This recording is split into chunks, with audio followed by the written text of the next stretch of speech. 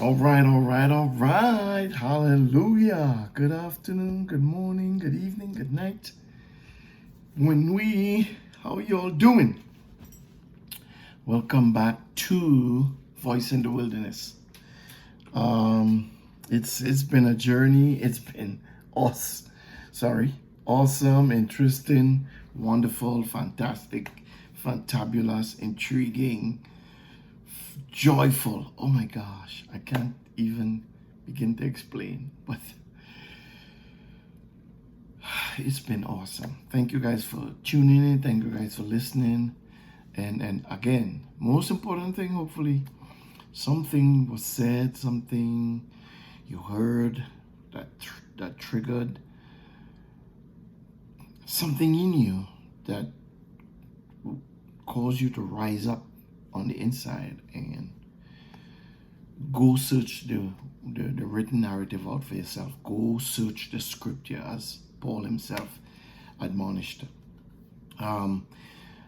We've been in this study for a few hours now. And when I say hours, I mean hours at a time. We did hours at a time teaching, maybe up to 12 so far. And this is going to be another hot one, right?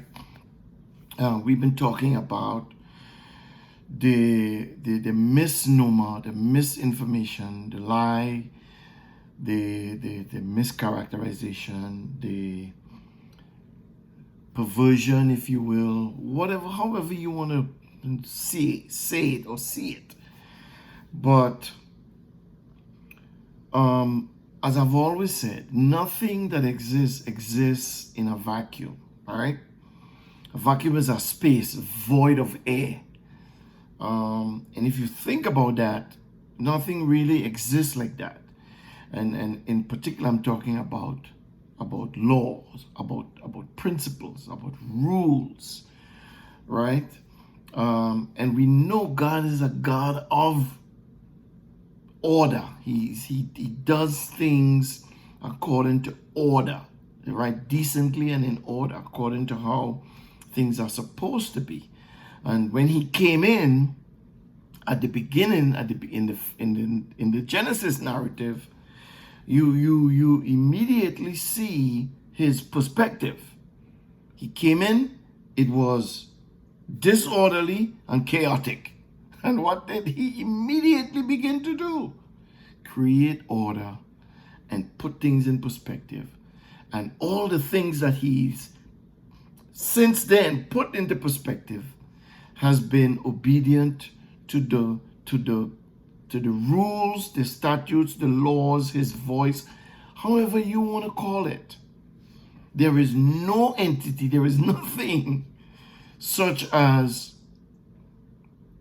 law being null and void. Okay? Now, we're going to talk about that. We're going to continue to talk about that. We're going to continue to dissolve all of this misnomer about no, there is no law. The law doesn't exist. We don't have to follow the law. We don't have to do the law. Nowhere in the gospel narrative, in the life of Yeshua the Messiah, nowhere in those narratives, you hear Yeshua saying, the law is null and void. You don't have to do the law. You don't have to obey his voice. You don't have to obey the commandments. Nowhere in the gospel narrative. Right? We've been talking about that. We've been talking about the idea that the law is still there. And if you don't have a connection to that law, if you don't have an oomph, something driving you to the law, then you are lawless. Yes, right? You find yourself in sinfulness, right? Because it's when you operate in the law, when you operate by the law, that operation would lead you to righteousness. That's the righteous path. The righteous path is operated by the law. Now we're going to talk about that. But there is something in Galatians where we stopped off at in the last segment that I want to go back and revisit. There's a place we want to go back and revisit. There is a narrative I'm going to read, and the narrative itself conflicts itself. And it's been a conflict that I've seen many, many times again, over and over when I read it. And I want to go into that, and I want to point out how it's conflicting, right? Because it says one thing in the beginning and then says something completely opposite next. And just so you know, I have said that I believe that Yah has given me a little bit of insight into Paul and to what he was trying to say. I also believe that sometimes you see something and you understand something, and you articulate that thing, or you try to articulate it, and people, what we call, misunderstand what you're saying. Not that you didn't articulate it the best way you could, but the hearer didn't really hear, didn't really connect, if you will, to what you say, right? And I use that word connect deliberately because I want to use that word connect in the sphere, in the mindset of the spirit, because spirit is what connects things. Okay, Yeshua himself says that I'm going to a place, and where I go you can come, but I will send a comfort. I will send something else that is going to, if you will, connect you with all the things that I have said to you. Okay, so and that, we call it the spirit, right? But without that connection, you unfortunately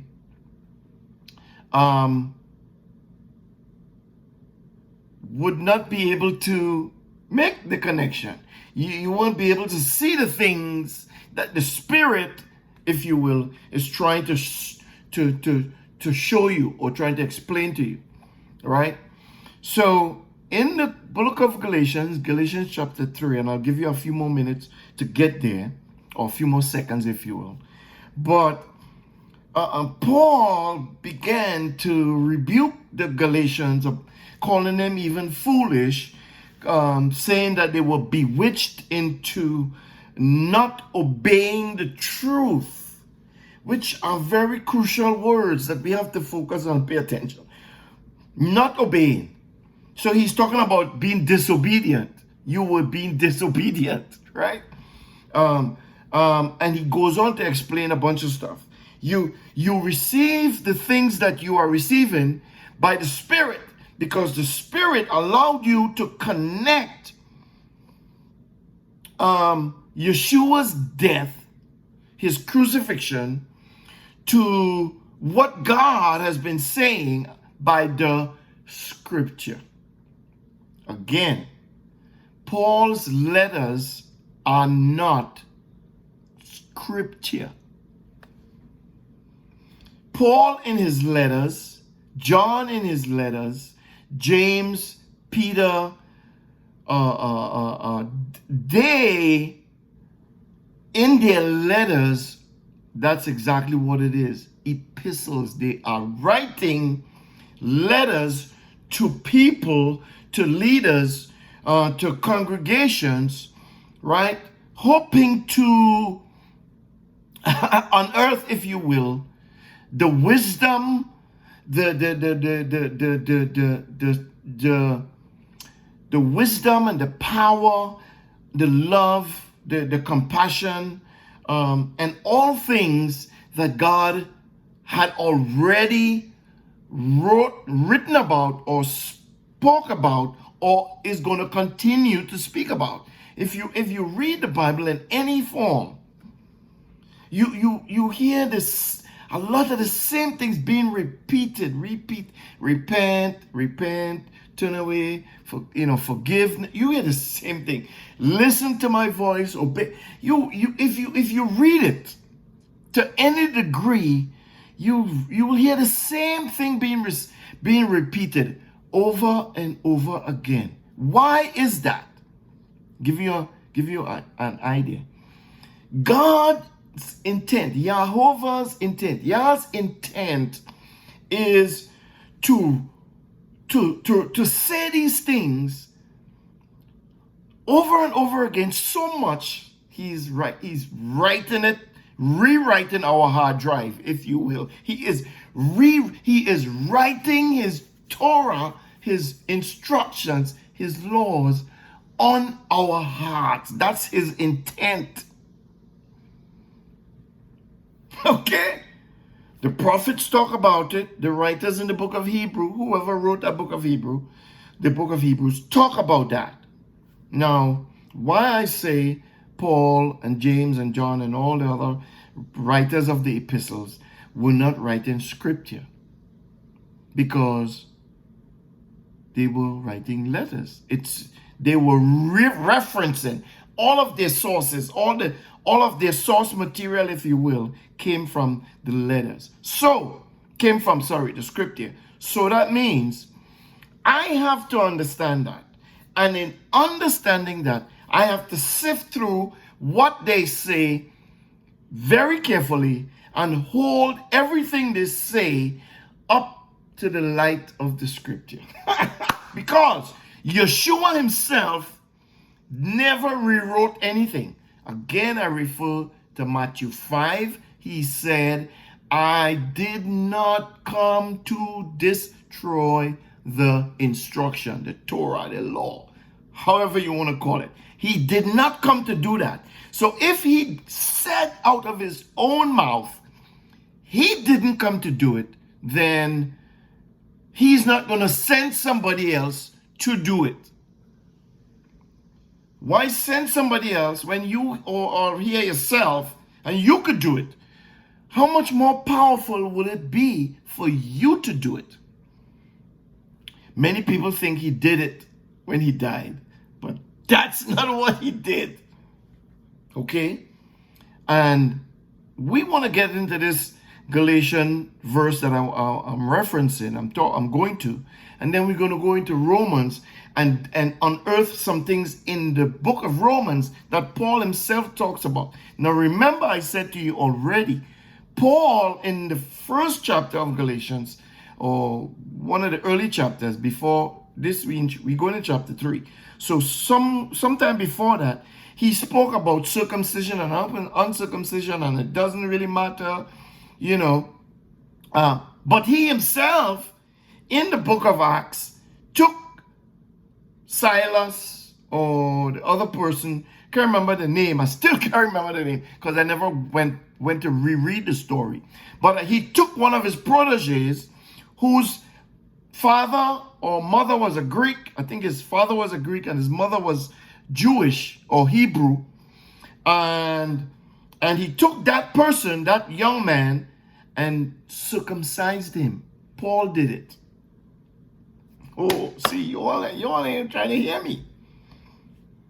So wait, how could you, Paul, say that doesn't matter, but then turn back and actually perform a circumcision on someone?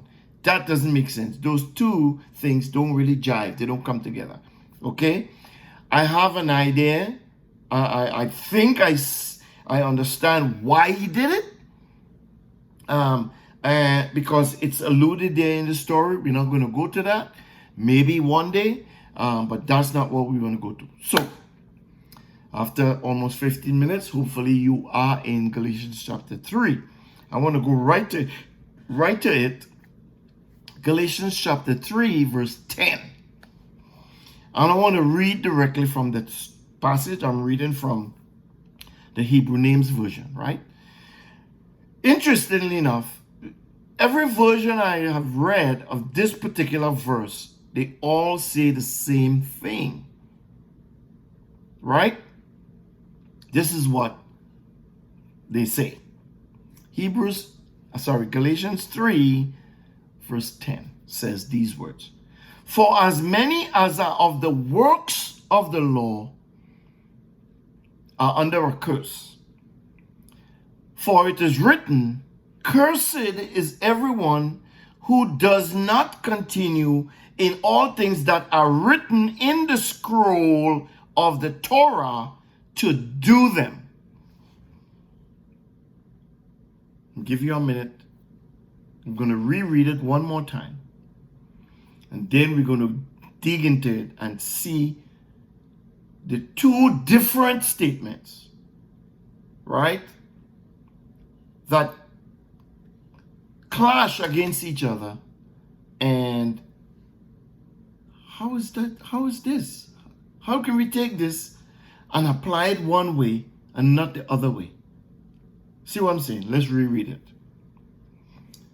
Galatians 3, verse 10. For as many as are of the works of the law are under a curse. For it is written, cursed is everyone who does not continue in all things that are written in the scroll of the Torah or of the law to do them. Now, if you didn't see the conflict, I saw it. I have been seeing it, but it just came even to more light, and I want to dig into that because this whole verse is saying two things. First, he's saying, if we're going by just what is written, for as many are of the works of the law under a curse, for all who are doing the works of the law, all who are performing the works of the law, all of them are under a curse. And he said they're under a curse, going to the next part of the verse, because the word for also means because or through, right? Because it is written. So what the writer here is saying is these people are under a curse because it is written in the Torah that cursed is everyone. Okay? But didn't stop there. Cursed is everyone who does not continue in all things that are written in the law to do them. You see what? So he's saying, if you are doing the law, you are cursed, because it is written that if you are that you are cursed, because it is written in the law that if you don't continue in doing the law, you're not cursed. I don't think I said that right, but I'll say it again just to make sure. He's saying in the first line, everybody who is doing the law is under a curse, because it is written, cursed is everyone who doesn't continue in all things that are written in the law to do them. Well, if you do not continue to do the law and continue to do all things that are written in the law or the instructions, you're cursed. I get that, because Moses says, in Deuteronomy 11:26, which I quote a lot, and in many other places, he said, I give to you a blessing and a curse. The gift was the Torah, the instructions. And Moses says, if you obey the instructions, you're blessed. If you disobey the instructions, you're cursed. Here, it seems like Paul is saying the same thing. However, the first part of that verse doesn't say that. The first part of that verse says, you're cursed if you continue in doing the law. So, going back to what I said, and I've said this before, and I'll say it again. When it comes to knowing God and knowing about Jehovah God and Yeshua and the scripture, and when it comes to understanding the scripture, I don't care, I'll put that in quotes, who Paul is. He was the greatest apostle since Yeshua, or called the greatest apostle since Yeshua, and all that. I don't care who he is, what his rank was, where he was born. None of that is important. You know why? Two reasons. One, because Yeshua, who is the one who died for me, and just so you know, for you too, never said anything like that. Never said it. Never said it. And God himself, in the Tanakh and the Torah, from Genesis to Malachi, never said anything like that either. God never curses, never pronounced a curse on someone who is obedient to his instructions. God never said that. I never will. Okay? So, this is the conflict or the confusion in this verse. You cannot be cursed if you continue to obey or to be obedient to the Torah of God, the voice of God, the commands of God, the instructions of God, because that's what God wants you to do. He wants you to be obedient. And Paul, in this same verse, alludes to that fact, that truth, in the very next line. So, as far as I'm concerned, that's what I am looking at. See, the first line is thrown in there. Paul is dead and gone, so Paul can't say, well, I said that or I didn't say that. So it's either he said it, right? Or the people who interpret what he said in that first line, maybe they misinterpreted it. Obviously, if he is drawing a reference to some other scripture in the Torah, we'll have to go there and see exactly what that says. And then we're going to refute this first part of this verse. This first part of this so-called, many people believe that this is scripture. Like I said, I'm not holding it up to the light, not holding it up to scripture. I'm going to hold it up to the light of what was written before it, which was called the scripture by him and by many others and by many people today. So he said, it is written, cursed is anyone who does not continue in all things that are written in the scroll of the Torah. So if you don't continue in that, if you don't continue to do the things, if you do not continue to be obedient to God, there's where the curse is. The curse is not if you are obedient. The curse is if you're being disobedient. As a matter of fact, let me just throw this in there parenthetically. In Galatians, he said, in I think his second chapter, he said that Yeshua became a curse for us. Well, how can a righteous man become a curse? If he was obedient to the point of death. Think about that for a second. We'll get back to that. But think about that for a second. How could a righteous man, a man who was obedient to the voice of God, he himself said it, he himself did it, he himself said in Matthew 5, I did not come to destroy or erase or to null and void the law, but I came to perform it. If he's so obedient, as a matter of fact, the Philippians narrative says he was so obedient to the point of death that Jehovah, his father, highly exalted him and gave him a name above every name. So if he got all of these kudos for being obedient, something ain't right. Then why is he a curse? Why did he become a curse for us? We go right, as a matter of fact, let's deal with that right now.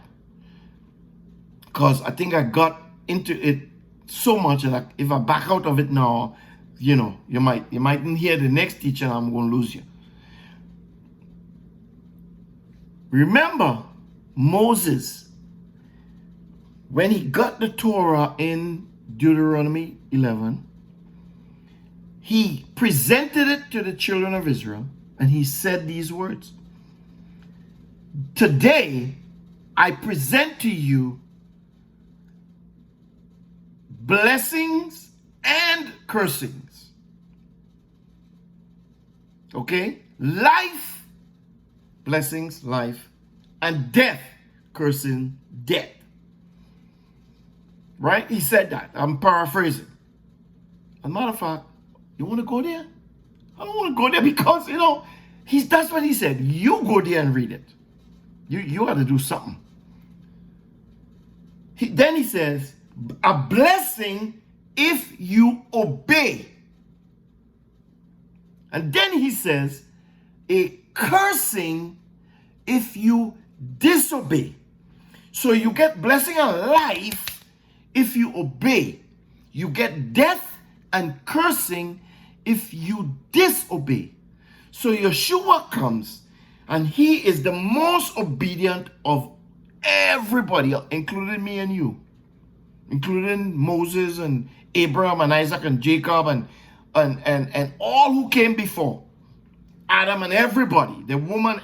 Listen, Yeshua was the perfect, the perfect semblance of obedience. But he died being a curse. Those two things don't jive. Why did he die being a curse? Because that was the only way we, you, and every other human being could be offered forgiveness for everything we have ever done. That's the only way. He had to take the full weight of the curse of the Torah or the instructions, which basically is being disobedient. But he wasn't disobedient. You see what I'm saying? But that was the only way. See, there was not another way. That is what makes him the benchmark of all things. Not just him, but his act of obedience and the perfection or the perfectness in the way he exhibited his obedience is our aim. That's where we have to shoot our arrow, if you will, to hit that mark, which is, dare I say, impossible. Because John says, if you say you have no sin, what did John say? If I said not right now to you, I'm going to say it parenthetically in quotes, I have no sin. If I say that, John says, if you say that, you're a liar.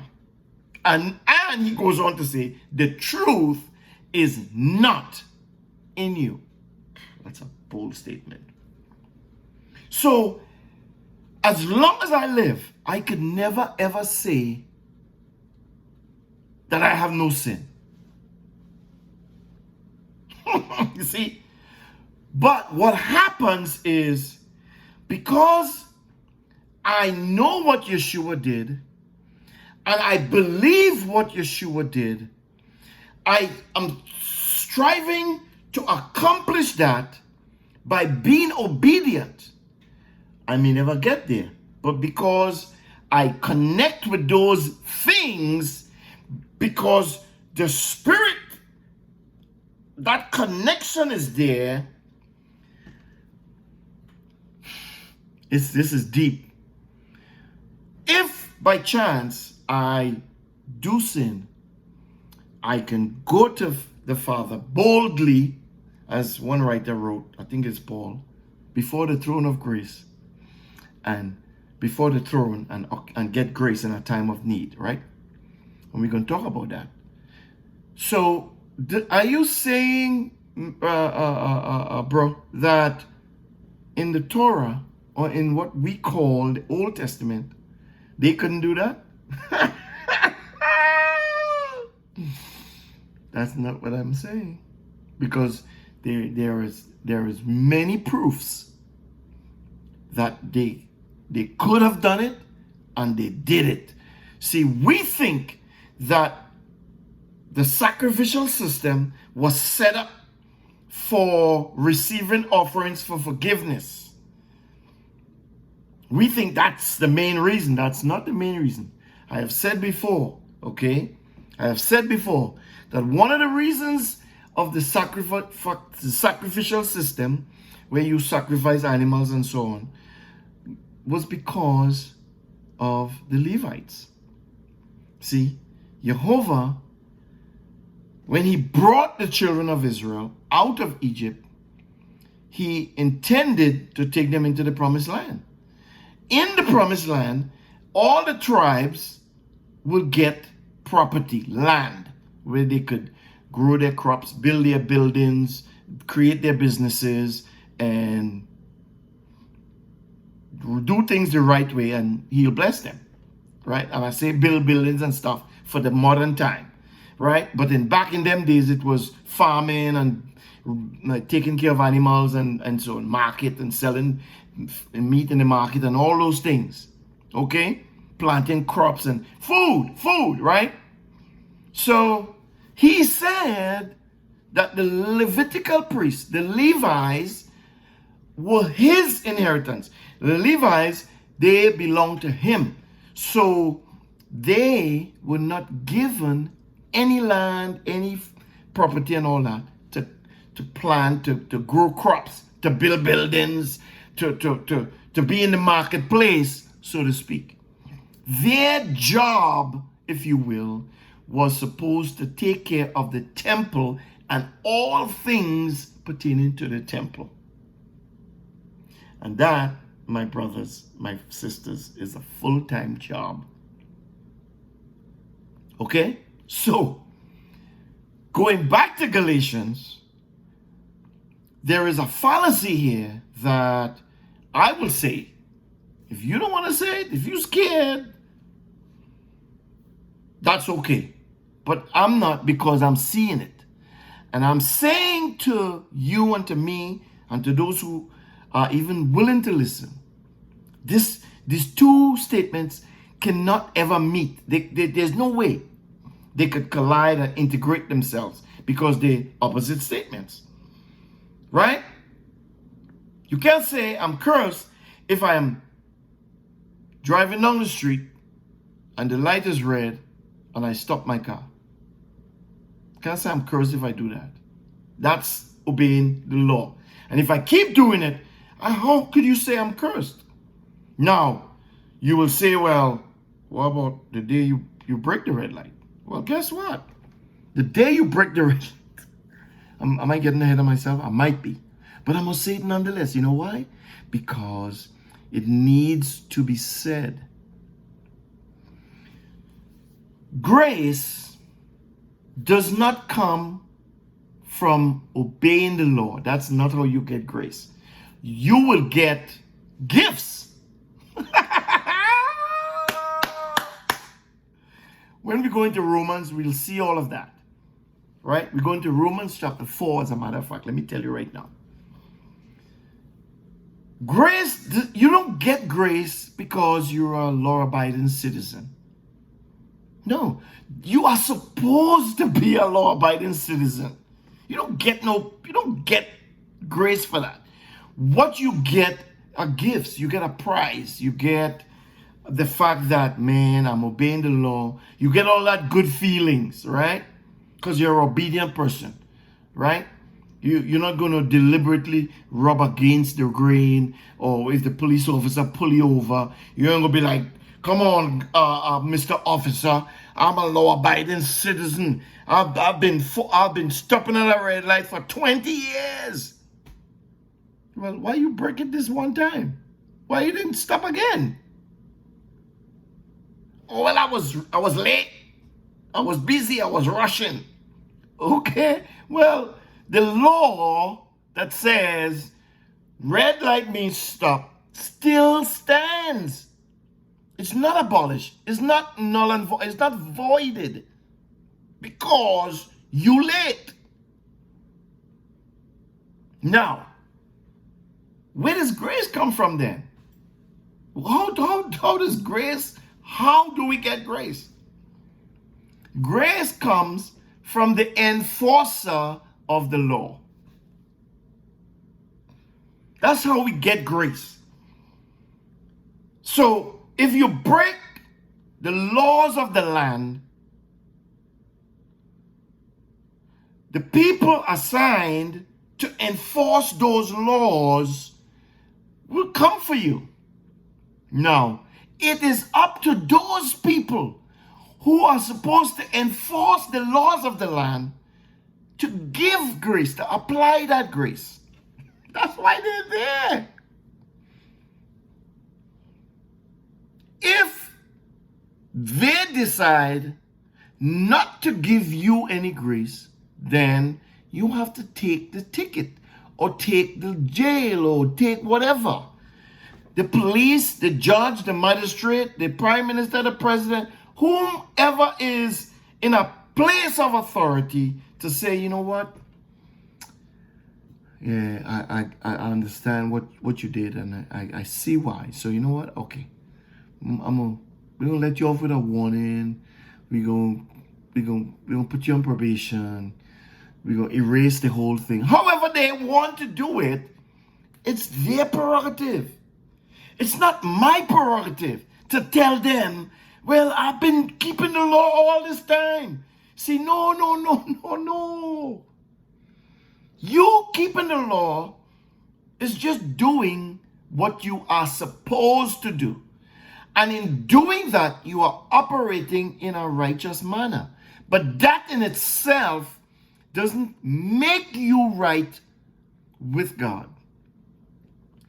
God says what makes you right with Him is understanding that if you say you believe Him, if you say you know Him, then you have to submit yourself to Him and do the things that He's asked you to do, knowing that if you have failed in something, it's not a total failure.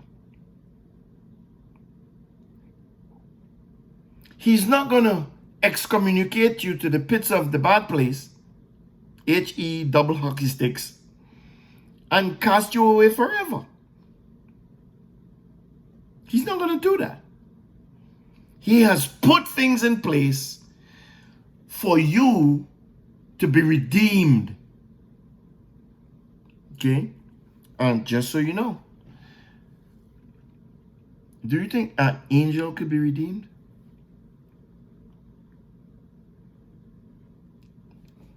I'm going to just leave that right there. So here is where we're going to we're coming back to Galatians. Let's read some of the references that this Cursed is everyone who does not continue. Remember, cursed are you if you do not continue to do all things that are written in the instructions of Jehovah. You are cursed. I am cursed. Anybody who does not we have to continue in it. First reference, Deuteronomy 27 and 26. Let's go there. You want to back up a little bit? Deuteronomy 27. Let me see. Go back to 1 and see. I'm gonna just read a couple verses in the beginning, and then we're gonna skip down to where we actually targeting, right? So the Deuteronomy 27 and 1 says, Moses and the elders of Israel commanded the people, saying, keep all the commandments which I command you today. He starts off saying that. It shall be on the day when you shall pass over the Jordan to the land which Jehovah your Elohim gives you, that you shall set yourself up great stones and coat them with plaster. You shall write on them all the words of this law when you pass over, that you may go into the land which Jehovah your Elohim gives you, a land flowing in milk and honey, as Jehovah your Elohim, the Elohim of your fathers, has promised you. See? Listen, God has promised us blessings. But the blessings are tied to you obeying the instructions. You cannot get the blessings if you disobey the instructions.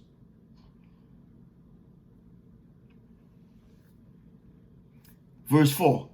It shall be when you have crossed over the Jordan that you may set up these great stones, which I command you today on Mount Ebal. You shall coat them with plaster. Then you shall build an altar to Jehovah your Elohim, an altar of stones. You shall not use any tool on them. You shall build the Jehovah your Elohim's altar of uncut stones. Listen, why are they using stones and not wood?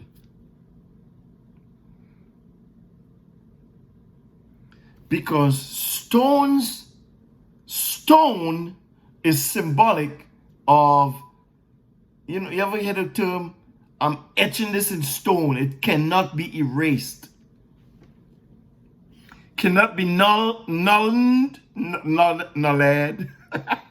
This is fun, I'm telling you. I'm having a ball. It cannot be nulled or voided. It cannot, because it's written. That's the whole premise of the idea of these words. Written in stone. And when it's written in stone, the other idiom, proverb that we may know, at least I know, I'm hearing it in my brain right now, is the pen is mightier than the sword. A pen is mightier than a sword. So what's the meaning of that? What you write is mightier than what you say. If I say to you, I'm coming to your house tomorrow, and I never write it,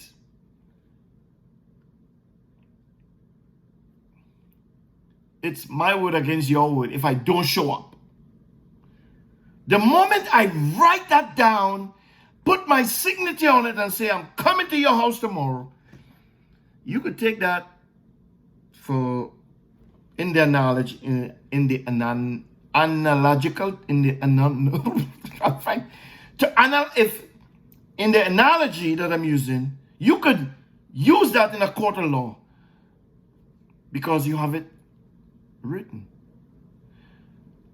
If I say it to you, you have to now prove it. You have to get witnesses. You have to hear, okay, how many people heard him say that? 1, 2 witnesses, right? In the voice of 2, in the mouth of 2 witnesses, let everything be established. Okay? But if I have that in writing, I don't have to have a witness. Or, excuse me, is this your handwriting? Did you write that? Is that your signature? Okay, that's as good as gold. Because it's written in stone. Moses is saying, when you go into the land, listen, put up 2 huge stones and write every word of this law on those stones.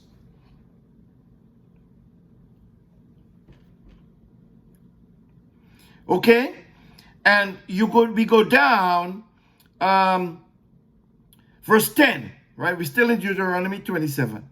You shall therefore obey Jehovah, your Elohim's voice, and do his commandments and his statutes, which I command you today. Remember 11:26, today. Moses commanded the people the same day, saying, these shall stand on Mount Gerizim to bless. When you're obedient, they pronounce blessings. When you cross over the Jordan, yada, yada, yada. These shall stand, verse 13, on Mount Ebal for curse, to pronounce the curse if you disobey, yada, yada, yada. With a loud voice, the who shall say? The who shall say what? The Levites. Why the Levites? Because remember, that's their responsibility. They are the people assigned, given the authority, if you will, to execute the judgment of the law or the Torah or the instructions or the statutes or the voice or the commandments of Jehovah. Guess who Moses was? Guess what tribe he was? Moses was a Levite. Yes, he was a prophet from the house of Levi. Guess who Aaron was? Aaron is Moses' brother. So if Aaron and Moses is brothers, he is from the house of Levi. The Levites, the Levitical order, if you will, were given no inheritance. This is their assignment, to execute judgment in all things pertaining to the law.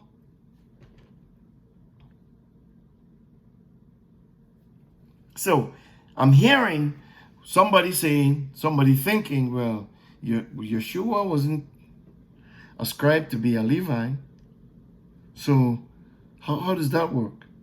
Okay. No, but remember, the command in Exodus 19 says, if you obey, if you do everything, see, this is God's plan, is to make us all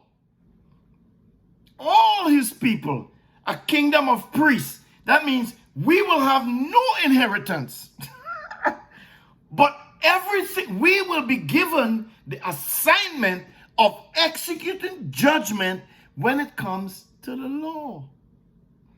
That's what the priesthood did. And if God is ascribing to us, according to Exodus 19, the Levitical order, if you will, he wants to make all the nations, his people, into a kingdom of priests. We will be priests unto him. Oh, Lord. Oh, boy. Listen, this is heavy, okay? Let's go back to Deuteronomy 27. So, verse 14 says, with a loud voice, the Levites shall say to all the men of Israel, and the curses, they begin to pronounce the curse, right? Cursed is the man who takes an engraved and molten image, an abomination to the Jehovah, the work of the hands of a craftsman, and set it up in secret. And all the people shall answer and say, so be it. And we go on and on. Verse 26 which is where we are going to go in, says, and cursed, it didn't say and cursed, it says, cursed is he who does not uphold the words of this law. How do you uphold the words of the law? By doing them. And all the people shall say, it is as you say, Moses, so be it, priests. Arrivederci, whatever you say, we will do. So, Yeshua comes and he says out of his mouth, I didn't come to destroy this. I came to uphold it or to perform it. I came to execute a demonstration in how you uphold this Torah. How you do it. I'm going to do it. I'm the biggest brother. I'm the oldest. I'm the chief brother, if you will. I am the leader of this tribe, if you will. And I'm going to show you by demonstrating, by walking it out, by living it out, by suffering all the punishment again, because the people think I'm doing it wrong. I have to just continue doing it. I have to be obedient to my Father. I'm dying not because I'm disobedient. I'm dying because the people think I'm doing it wrong. God. Oh, listen. This thing is good for your soul. They think I'm doing it wrong. So they have issues because of the way I'm doing it. I am upholding all the words of the Torah. He says, every jot and every tittle shall not be annulled. Heaven and earth shall pass away, but not a jot, not a tittle shall pass away. He was emphatic in what he said in the Gospels. If he knew that he was going to null and void most of what he says, most of what God said, why is he doing all of this? What is the purpose of all of this stuff that we read in?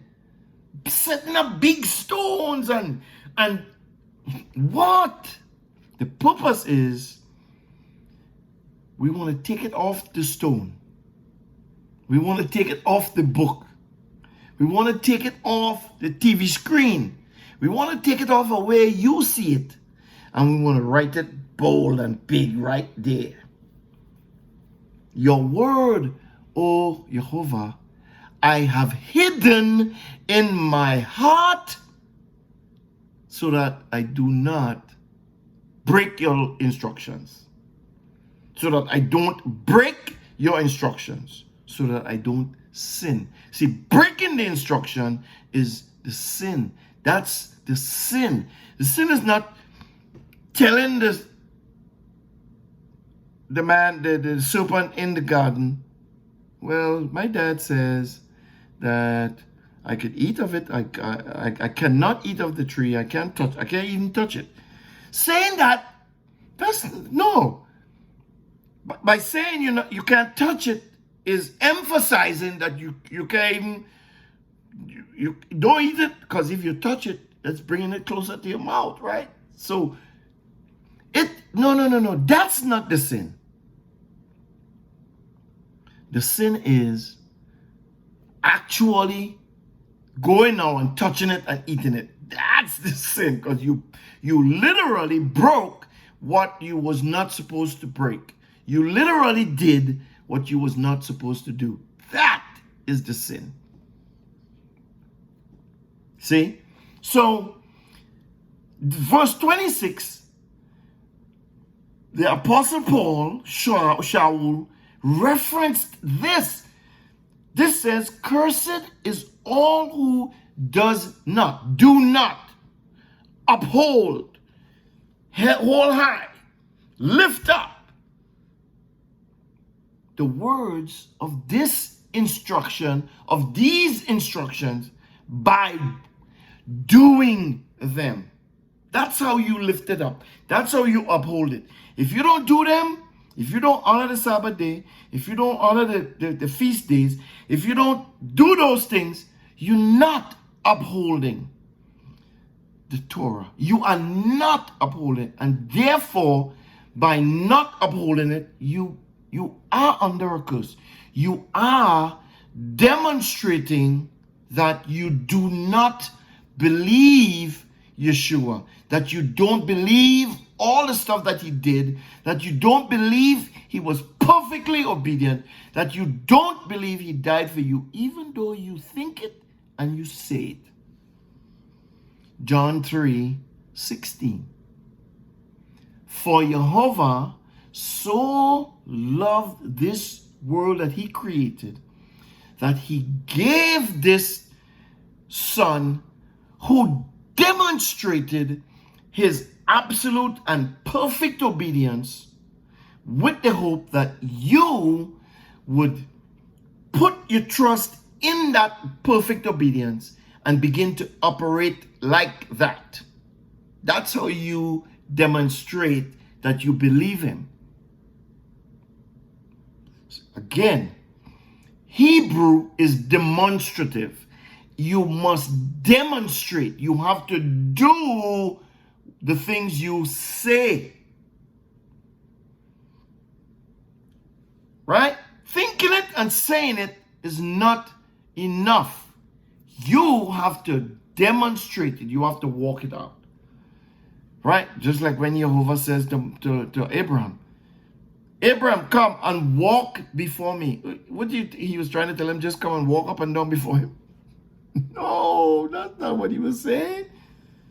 Live in my presence. Live in my commandments. Live as I speak to you. If I ask you to do something, live like that. That's how you live. That's how you get the essence of life, which we're going to talk about in a little bit, because we have quoted another scripture that we misappropriated. Let's go back. So we're still in Galatians chapter 3, verse 10. That gives us the same.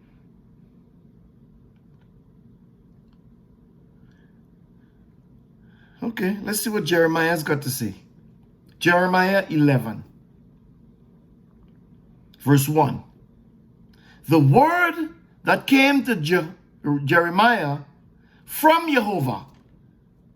Did you hear that? The word that came to Jeremiah from Jehovah. That's what is getting right in here. That's what is getting right to read here. Saying, hear the words of this covenant. Which covenant? What? Maybe Jeremiah was reading something. Maybe Jeremiah was reading something. And Jehovah is referencing what he is reading. Jehovah is saying, see that thing you're reading there? I want you to hear the words of that covenant. And speak to the men of Judah and to the inhabitants of Jerusalem, and say to them, Jehovah, the Elohim of Israel says, cursed is the man who does not hear the words of this covenant, which I command your fathers in the day that I brought them out of the land of Egypt, out of the iron furnace, saying, obey my voice and do them according to all which I command you, and you shall be my people, and I will be your God. That's what he told. Who did he tell that?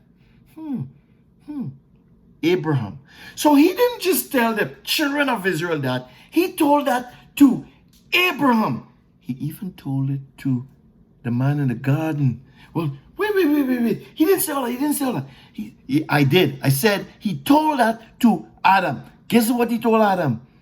He took Adam, after he created him, put him in the garden and said, of every tree of the garden you shall eat for food. But of the tree of the knowledge of good and evil, you shall not eat, because in the day that you eat of it, you shall surely die. Well, what is death? Duh. What is death? Death is God ain't talking to you no more. You can't walk in his presence. You can't be around him. He's going to set you aside. All of that constitute death. Because why? Because he is life. Everything in him, around him, surrounded him, top, bottom, across, north, south, is all pertains to life. He is the source of life and godliness. So if he pronounce you dead,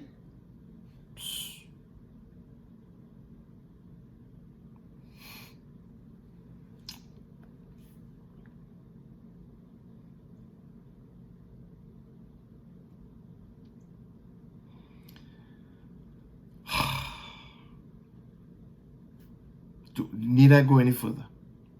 Let's get out of 10 a little bit and go into the next verse. And the next verse. Say, verse 11, we still in Galatians, people. We still in Galatians. We got a little ways to go. Galatians 3 and 11 says, Now that no man is justified by the law before God, it is evident, because the righteous will live by faith. And we read that, and the things what we do is we set aside, or we look over, or we run past that little word, that little 4-letter word right there. Starts with L. Live. That little word, that word is huge. The righteous will live by faith. So here's what I'm saying. Now, this is what Paul is saying. Now that no man is justified by the law. Again, not because you are obedient, you're doing the law, that in itself, doing it, does not justify you.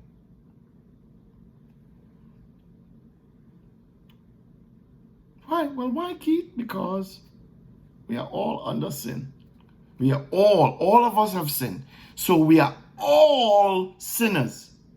So doing the law does not justify you. What justifies you is you recognize, listen to the connections, okay? Listen to spirit, okay? You recognizing that, first of all, I'm a sinner. I'm dead. I'm dying. Okay? Because outside of God, you are in fact dying. So the law, because the law put you there. See, well, wait, the law put me there. How did the law put me there? Hold a second. What was the commandment to Adam, the first man?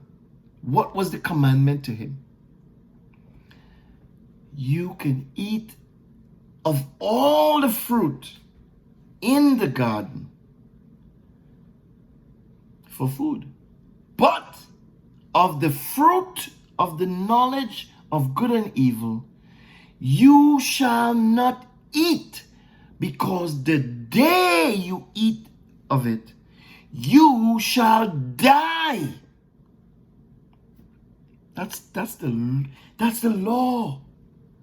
So from that day, Adam was the first man.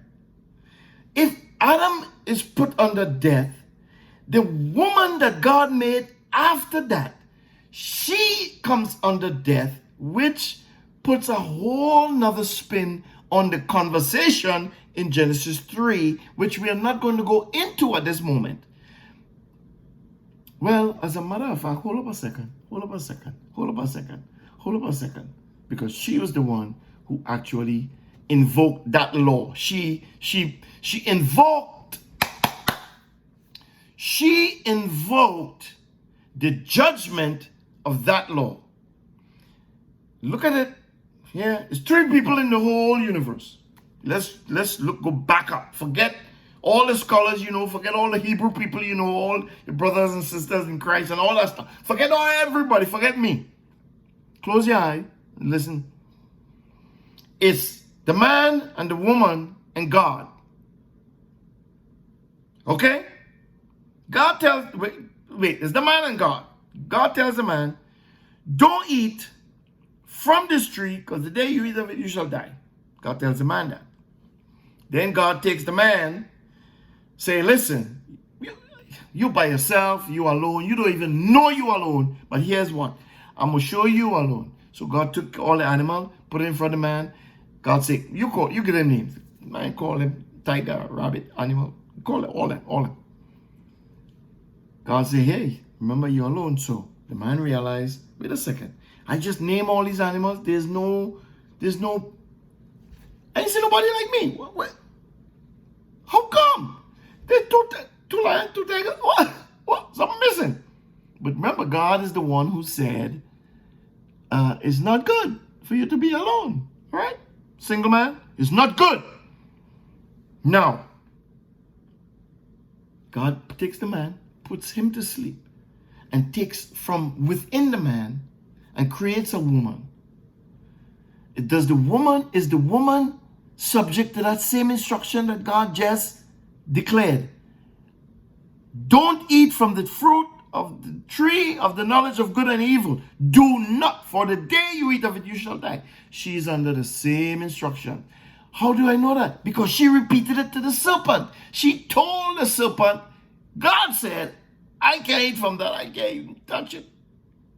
And then she still went ahead and did what she wasn't supposed to do. And from the moment she did that, death came. Well, Genesis 1 says God gave them authority to multiply.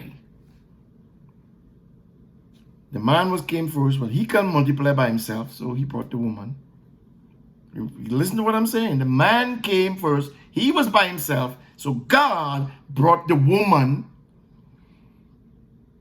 which means, they could fulfill that commandment, multiply. Right? Here comes the woman. Here comes the conversation. Here comes the fall, if you will, fall in inverted commas. Then here comes intimacy. They went and they knew each other. We're going to go there too. Okay? Hold your horses. So, when sin came, because she disobeyed, everybody else after that came under the same judgment. Everybody after. And it's all in the narrative. If you read, Paul says everybody fell into judgment after that. So everybody from that point, dead. Abraham dead. Isaac dead. Jacob dead. And then God selectively began to pick people. And I say selectively because, well, we know their stories. But maybe there are other people that were crying out to him, as we know, as we read. Okay? So, even now, everybody is still under the same, that law is so old and we still suffering under that judgment. But God provides ways and means for us to come up from under the judgment and begin to live, because we are dead. And Paul explains it. Dead to life, and how can we live if we're dead? We can't go back, and all that kind of stuff, right? We're coming back to this verse. No man is justified by the law, because we're all dead. So the law can't justify you. Who could justify you? Grace. Who is grace? The executor of the law.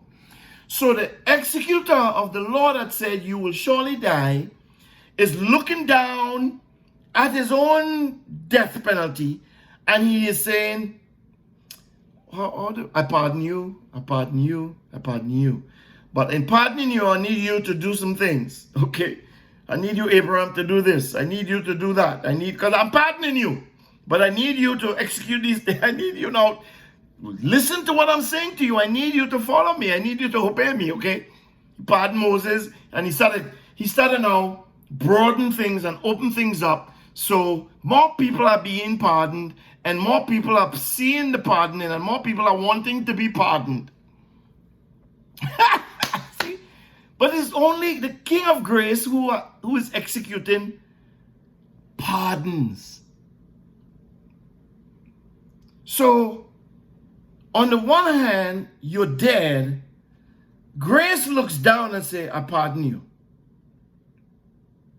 Now, if we look at it in the real sense, if the president pardons you, if the magistrate or the judge looks at you and say, okay, I see, you know what, I'm going to put you on probation, yada, yada, yada.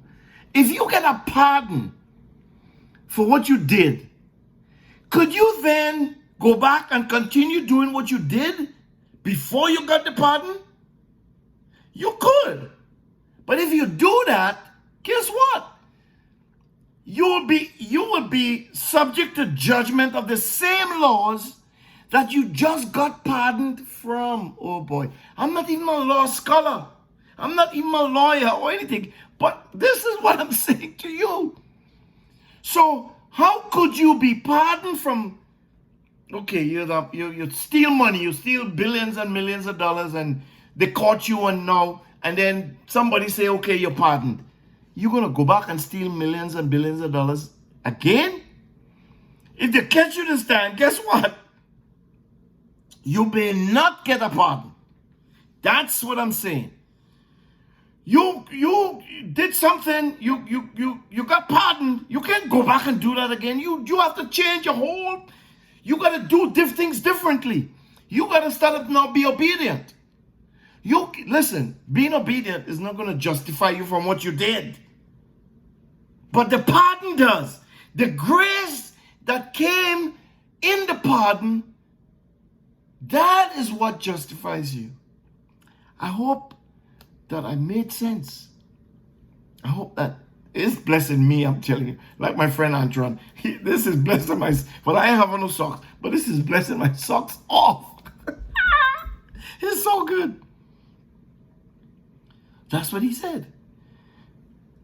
For we're still in Galatians 11. We ain't moved yet.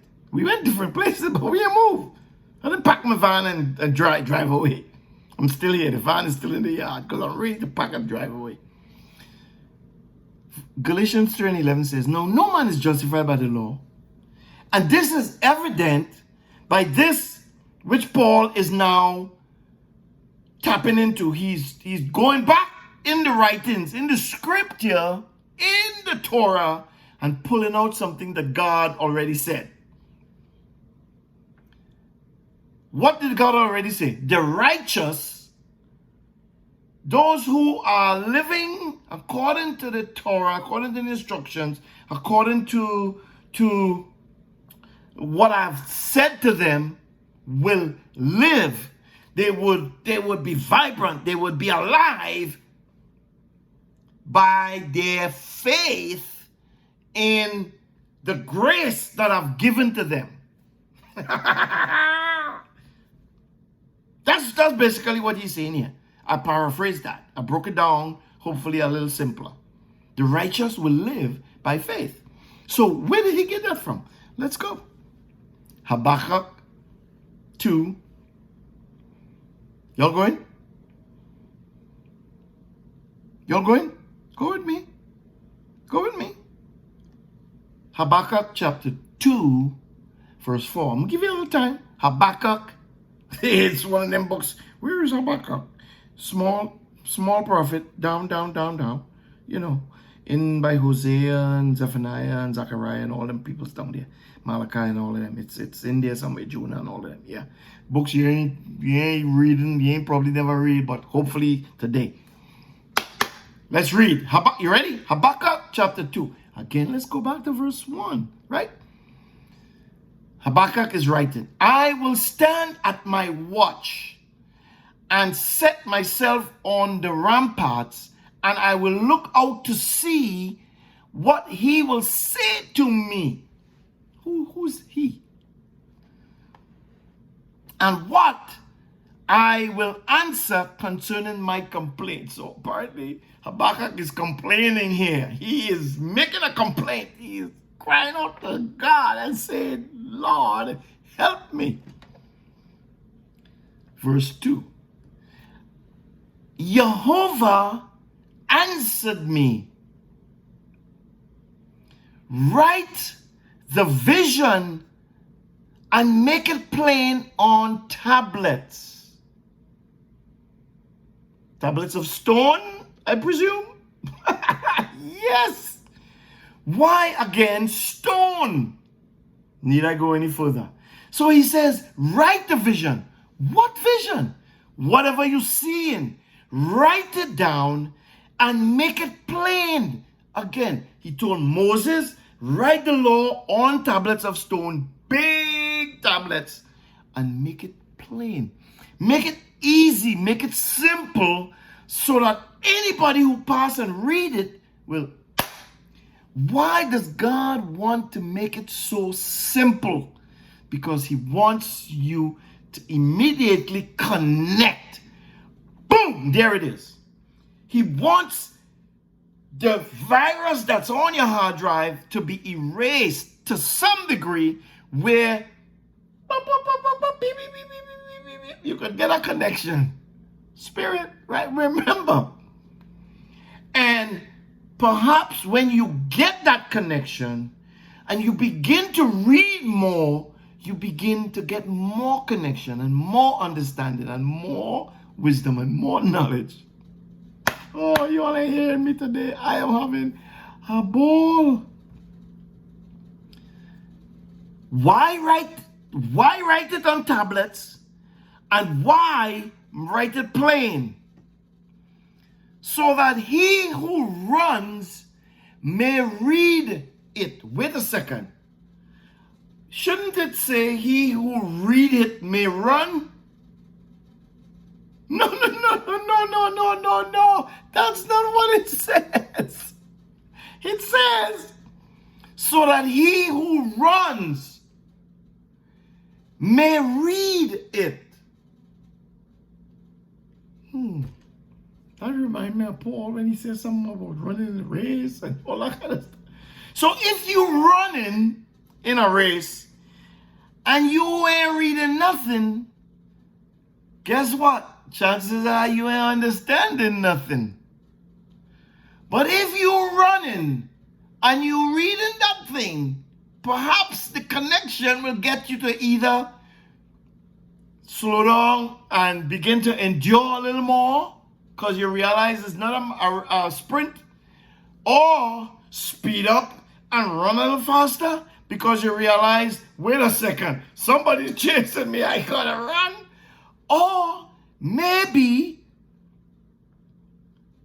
oh wow, I know why I'm running. I understand the race now. Okay, now I could know when to speed up, when to slow down. Maybe, perhaps, by chance, maybe I could even take a little walk. Oh God, listen, people.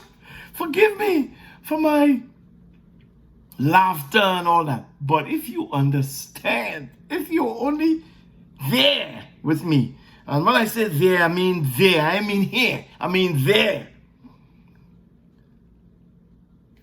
Verse 3. We're still in Habakkuk. I ain't moved yet. Habakkuk chapter 2 verse 3 says, for the vision is yet for the appointed time, and it hurries towards the end, and it won't prove false. Though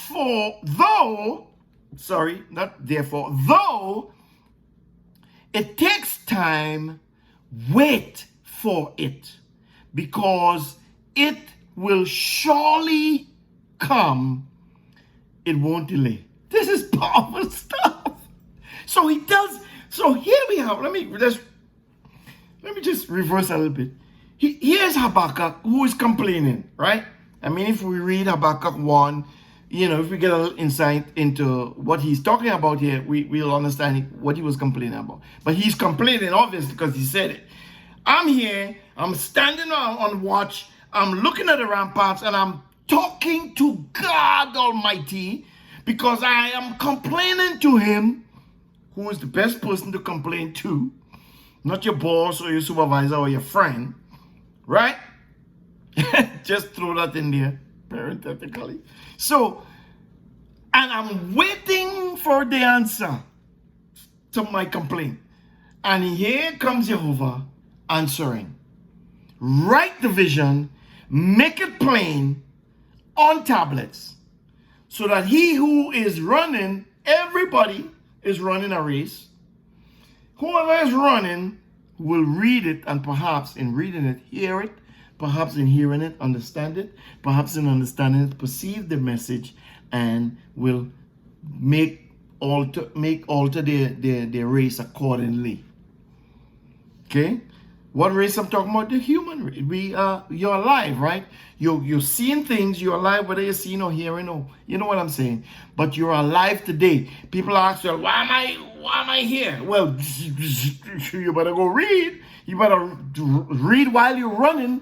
Read while you're running so you will know why you're here. And so he goes on to say, this is Jehovah, because the vision is yet for an appointed time. So he's given Habakkuk a prophetic message for the future. And he's quoting it in such a way, he said, and it hurries to the end. And the thing is speeding, it hurries, right? Is an analogy of running fast, speeding. Is getting this, it's zooming to the end. And it wouldn't be false, Habakkuk. I'm telling you. The thing I'm saying to you, listen, you could take it to the bank. Even though it will take a little while. So it might be beyond your death. It might be a little bit beyond your life. You might have time die. But listen, if you write it down, and somebody else will pick it up and read it after you're gone. But write it down. So here is Habakkuk. He said the time is yet to come. It's down the road, but man, this train is a bullet train heading to the end. He said, wait for it. Well, if I'm not going to be around, why am I waiting? No, not wait for it as in it's going to come in your lifetime. Serve it. Let that motivate you to live in righteousness, to live uprightly, so that when it comes in the end, because remember, you could be there in the end. In the end, when we begin to read from the big book, you will see, be like, oh, Habakkuk, are you in the book of life? Okay, go. Use a sheep, go with the sheep. Use a goat, you go with the goats. Right? You understand what I'm talking about? I'm talking parable. Read from the book of life. Is your name written in there? That's what I'm talking about. So he says, though it takes time, wait. Continue doing what you're doing. You're living upright. You're serving me. Keep doing that. Keep being obedient. Keep being obedient, because that, don't worry, I already applied that grace on you, because he's a prophet. I already applying that grace on you. Just keep moving in that grace, that faith, if you will. Oh, I thought faith wasn't in the Old Testament. I thought grace wasn't in the Old Testament. What? Where you hear that? Wherever God is, there is grace, faith, wrath, power, strength, abundance. Wherever he is, there's everything, because he is everything. I don't know where because the writer in the gospel says, John says, oh, he's full of grace and truth. So he's full of grace and truth because he get it from somebody who was there at the beginning. Go read the first verse in John chapter 1. Okay, so obviously if he was there in the beginning, he is full of grace and truth. That's where he gets it from. So when he comes to earth, he's going to walk in that fullness of grace and truth. Here I am to save the rest of the day. That's, you know what I'm saying? That's Yeshua, not me. I can't save the rest of the day. All I can do is teach this thing here that is so good to my soul, I'm telling you. So, right, verse 3 said, because it will surely come. Listen, God is giving money back guarantees here. Not even money. When you get this guarantee, you wouldn't even want to give back your money. You'll be glad you spend your money. You wouldn't think about the money, because what you'll be getting for that money you spent, and money is not literal money, okay? Money is your obedience, your joy, your faith, your love, your compassion, your perseverance, your humility, your self-control, all of those things, fruit of the Spirit. All of those things will be worth it in the end. It won't delay, is what he said in verse 3. Now here comes the kicker that we referenced 10 minutes ago. Behold, his soul is puffed up. It is not upright in him. So you see, Paul is referencing this verse, but you have to read the verse. God is saying to Habakkuk, behold, the soul of the people you complaining about,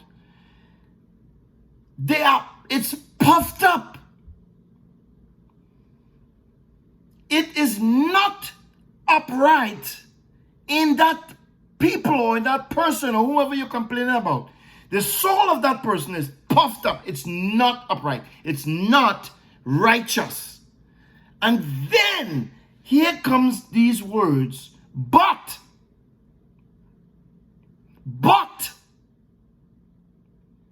the righteous will live by his faith. His faith, his connection, his perception that I am serving a God who is gracious. And God says it all over the biblical narrative. I'm full of grace. We just talked about grace. Grace and truth in John chapter 1. Right? God is listen, grace is abundant. And your connection, you understand that you were sentenced to death. And grace, before you could die, said, listen, what's the word? Renounce the conviction of death, or you know what I'm talking about. Annul it, or whatever you call it, right? I forget the word though, but you know what I'm talking about. I pardon you.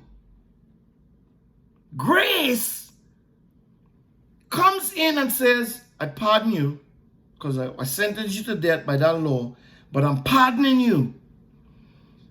And when you get your pardon, this is how you want to begin to now live and have life, and have that life more abundantly, is you begin to walk in this pardon, this grace, this forgiveness, if you will, that you have received. You begin to walk in that. You begin to become more obedient, more happy, more joyful, more humble, more full of, more loving, more kind, more perseverance,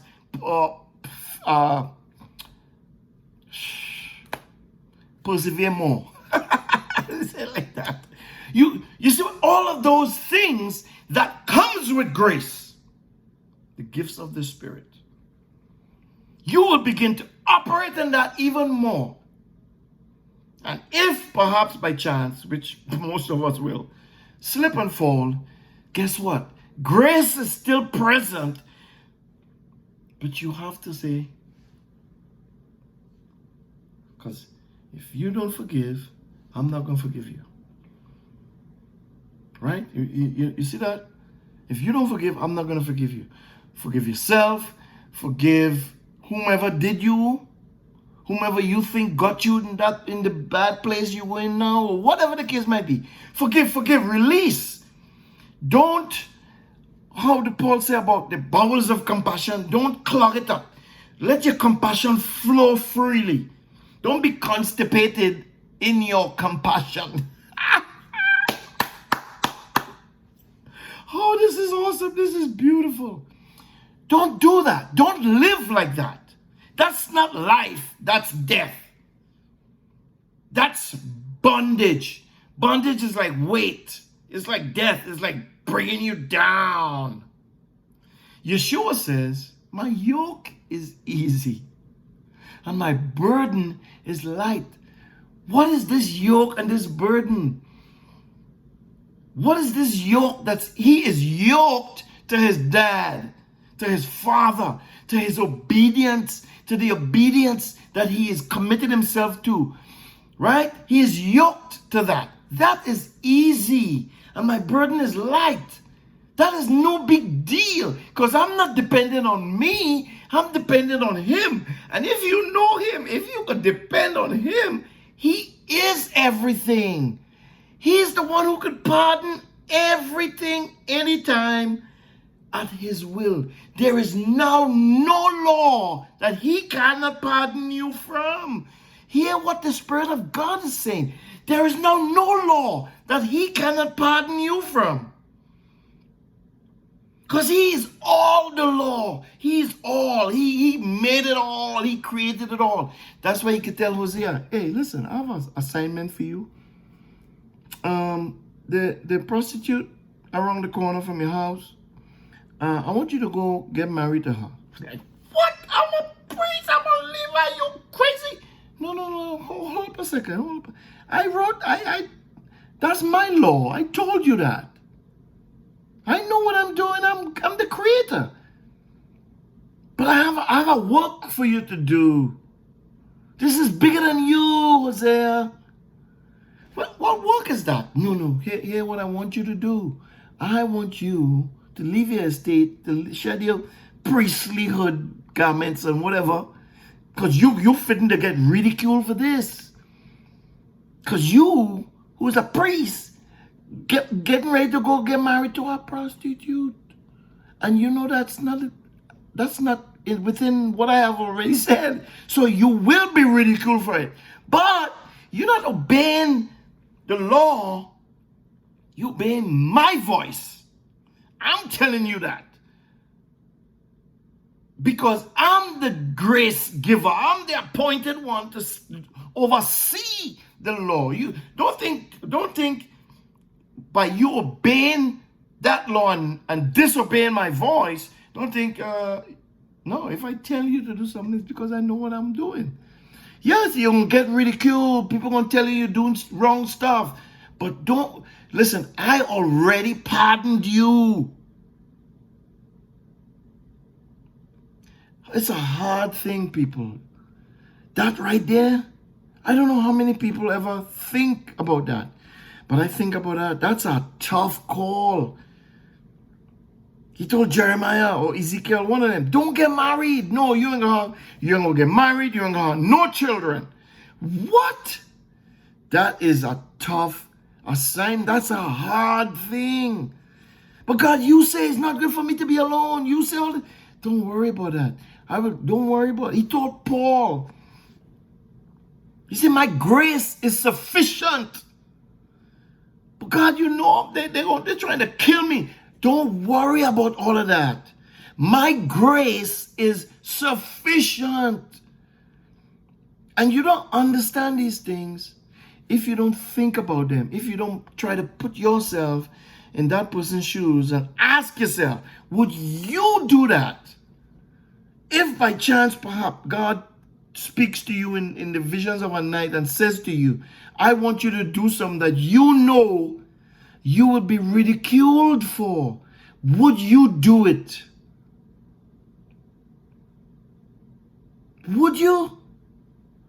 It's easy to read these people's stories and ridicule them for it and and beat them down for it. Jacob and Abraham and all of them. David. It's easy. What I say about hindsight is 20/20 vision. Hindsight is perfect vision. If God calls you to operate in something that you full well know the time you living in, you full well know the modern day that you living in, how people think and the kind of laws people trying to integrate into society and the kind of things people asking you to do through the law and through different means, through the big prophet on the wall, the flat screen prophet, whether yours is 35, 25, 45, 65, or 105. It's speaking to you every day if you watch it every day. Or the little prophet on the 5.5, 6-inch screen you have. Or the other prophet, the 15.5 or the 17 point whatever, or the 22, or whatever screen you use. That prophet speaking to you every time you put it on, you're watching it, it's saying something.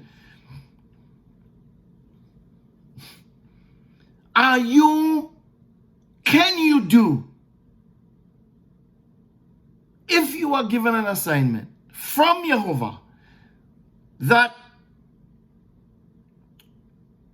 breaks all boundaries and barriers and things that you yourself put you in positions that would demean you and who you are and the life that you have accomplished, the life that you think you have accomplished, would you be able to do it? I told you about I was looking at something on YouTube I was looking at, and they are now second guessing Einstein's theory, some theory Einstein had. You know, Einstein is brilliant. He was brilliant in his time, right? And some black hole thing and black mass and something like that. But the point I want to make is the man who spent his life working with Einstein and is now, I don't know if the man dead or alive, but the man is looking at all of that work and saying, this is going to erase my life's work if this turned out to be true. If this is true. If what I believed in turns out to be a lie or false, it will destroy everything that I have accomplished. Well, what you're looking at, what you're trying to accomplish, what you accomplish, what you think you have? Or are you looking for truth? I'm looking for truth. What are you looking for? So when we read in Galatians 11, especially the last part, the righteous shall live by faith. Don't just read it and be like, yeah, I'm faith, believe, think. No. That's not what it's alluding to. He told Habakkuk the complaint he has about the people or the person he had to complain about. Don't worry about that person, because that person is unjust, unrighteous. Okay? He said, but the righteous shall live, shall be alive by understanding that faith in them, that faith in me. Just like Habakkuk was applying at the time, because Habakkuk was standing watch on looking at the ramparts and was talking to God and was seeking an answer about his complaint. And he got the answer. And part of the answer entailed this verse that Paul is referencing. So, is faith and law opposite each other?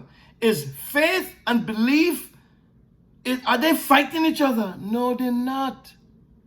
It's what you perceive. It's how you perceive them.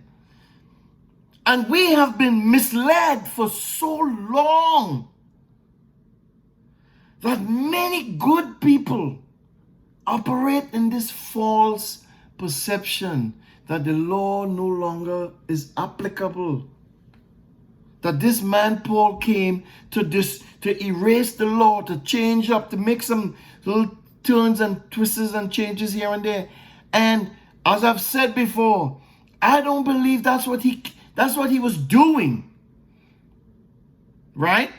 I don't believe that, because as I read and as I begin to get insight into what he is writing, I understand. I'm getting these little glimpses, if you will, of understanding. And I'm very, very thankful for that, because I know it's not me getting it. It's not me I'm receiving it, but it's not me giving it. That is, I'm telling you, it's coming from the one who has all grace, the one who is full of grace, full to overflowing. So much grace that it will cover every wicked, bad thing that I have ever done in my life. And I've done some things. I don't know about you. I can talk about me. I have done some things. And this morning I remember something that I prayed a long time ago, years ago. I prayed something. This was the thing that I prayed. I said, God, you know what? Everything that I do, good or bad, okay? Everything, good or bad, I want to take that, everything, and I want to be able to use it for your glory. I want to be able to turn it into good. I want to be able to talk to somebody, show somebody, do something that hopefully would give somebody insight into who you are, and hopefully that person would make that connection with you and be able to live, come out of darkness and walk in light, come out from among them and be separate, be upright, be holy. And this morning I remembered that, because I believe Father brought that back to my memory. Because he wanted me to remember it. He wanted me to hold it up high, if you will. Because it's what I've been doing ever since. And it's what I plan to do again and again and again. And I don't know about you. My life is not a perfect life. It was never been. It has never been. It probably will never be. But regardless, if I'm in the dungeon, I'm screaming to the top of my voice, hey, don't come down in here. Throw a rope, however, if you can. I'm going to try to climb up. If I'm in the wilderness, yo, don't come here. It's hard. But if you have a drink of water, can you? If I'm on the mountaintop, hey, this is what, come up. See what I'm saying? If I fall, I want to be able to talk about that fall and be like, hey, I did some stuff, man, and you know what? I learned it's not good. It's not good, man. It's, use everything, good or bad, and use that with the outcome of hopefully having someone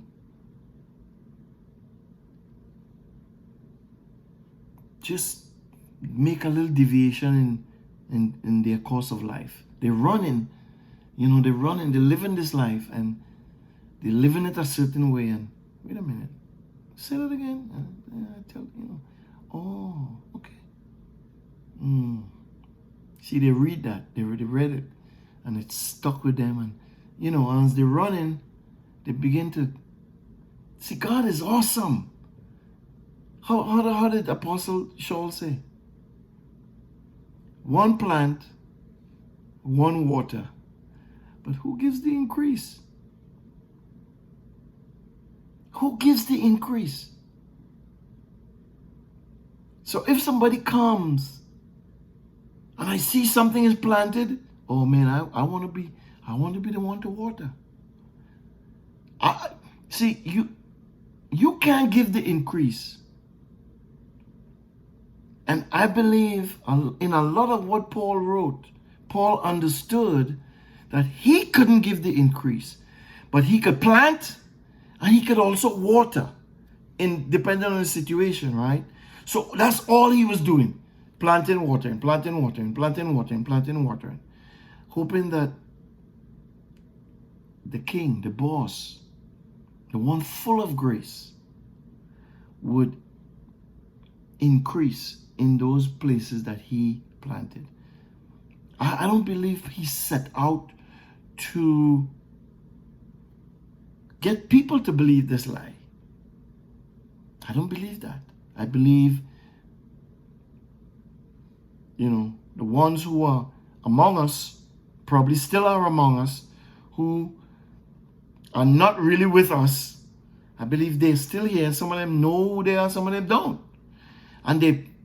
But they're so tied to a lot of this stuff that they keep spewing it out without realizing they're just causing more hurt than harm, more harm than good. They're causing more hurt than anything else. They're causing people to walk blindly. It's like blind leading the blind and all these things. That's what I think. That's what I believe when I read. Okay? When I read, it's so quick for us to pull things out and just throw them everywhere and just continue in a way that, no, this is what I believe. When I first came into the realm of the spiritual things with God, and that connection, that light begin to burn, that connection begin to create some sparks and some, life, if you will. I'm doing all that to give you the semblance of somebody coming out. You ever see how the monitor, when they have people in the hospital, and the monitor, when you have life, you see the thing moving, right? And then you get that flat line. The person is dead. Well, many people are existing as a flat line. They're dead. They like walking dead. They're just existing. They think they're alive because they have millions of dollars, or they have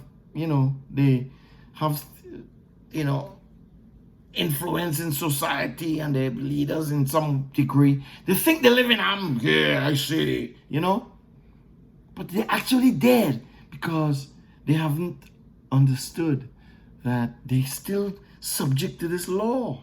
It ain't going nowhere. They're still dead. And it's not until they begin to breathe and get that breath and be like, oh, wait a minute. I can't give myself grace. Somebody has to look into the law and say, I pardon you. Oh, wait a second. Oh, it's not until that takes place. Then, you see, that started happening. They stop flatlining and they start to go boop, boop, boop, boop. And depending on how much life you have, the line begin to just, and pretty soon you just bouncing around like that. You can be in the hospital on a bed with the thing bouncing around like that. You got to be around, moving, building, doing, what I'm saying? Thank you, Father. You are so awesome. I love it. I love it. I love it.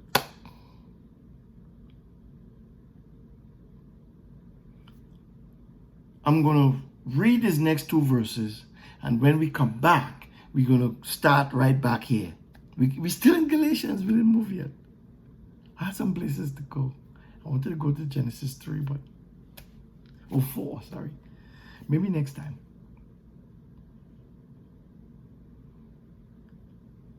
He said the law is not of faith, but the man who does them will live by them. Well, what does that mean? The law is not of faith. The law itself, the words, thou shalt not eat of the fruit of the tree in the middle of the garden. That right there, that's not faith. That right there is not faith. Those are words. Something have to connect you to them words. And that connection is what faith is. It's substantive. It's something that connects to the point where it causes you to begin to act on those words, either negatively or positively. If it's negative, it's called flesh. If it's positive, it's called faith. But it's the act that's the connection. Is that if you see those words and say, you know what? Do not eat, I will not eat. And you stand on that, like Yeshua we talked about in the last teaching.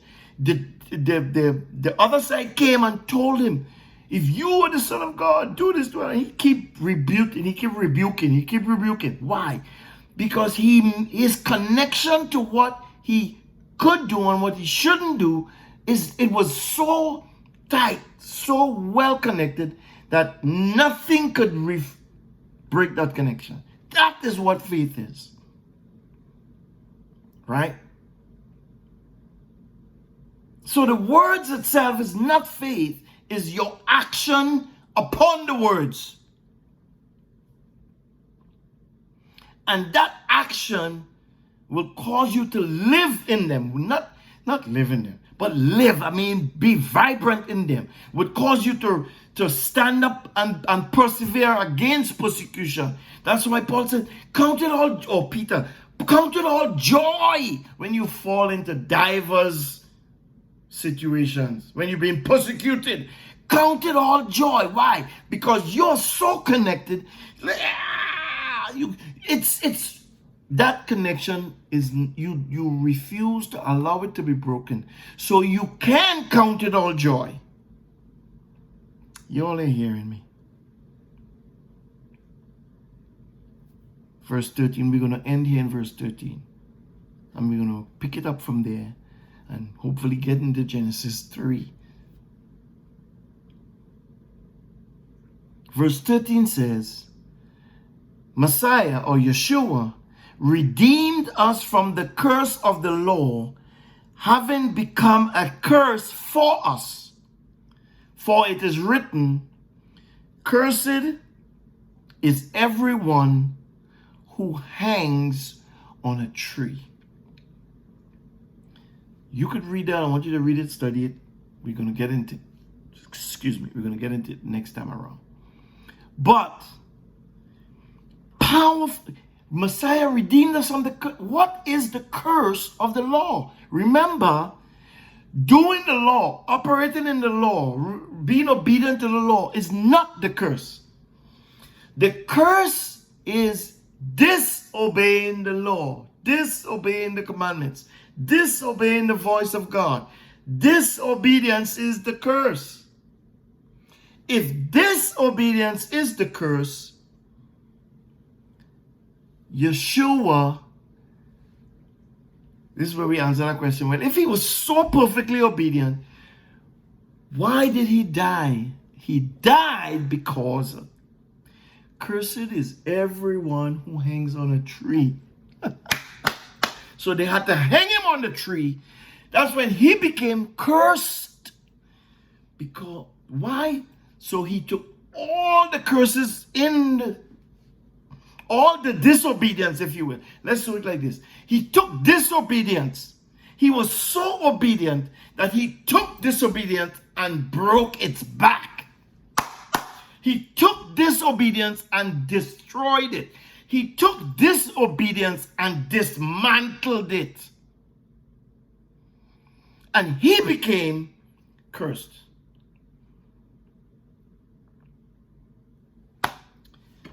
Turn to Numbers chapter 6 in closing.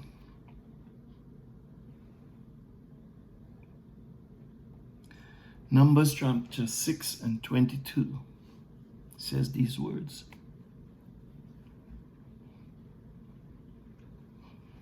Jehovah spoke to Moses, saying, speak to Aaron and to his sons, saying, this is how you shall bless the children of Israel. You shall tell them, Jehovah bless you and keep you.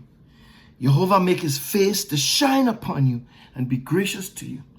Jehovah lift up his countenance upon you and give you peace.